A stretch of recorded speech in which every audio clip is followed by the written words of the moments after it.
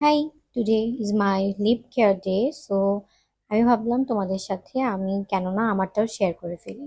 বাহির থেকে এসে আফটার শাওয়ার আমি মাইসেলার ওয়াটারটা দিয়ে পুরো মুখটাকে ক্লিন করে নিয়েছি। তারপর আমার বাসায় বানানো যে লিপ স্ক্রাবটা সেটা দিয়ে আমি আমার লিপটাকে 2 থেকে 3 মিনিট খুব জেন্টলি মাসাজ করে নিয়েছি।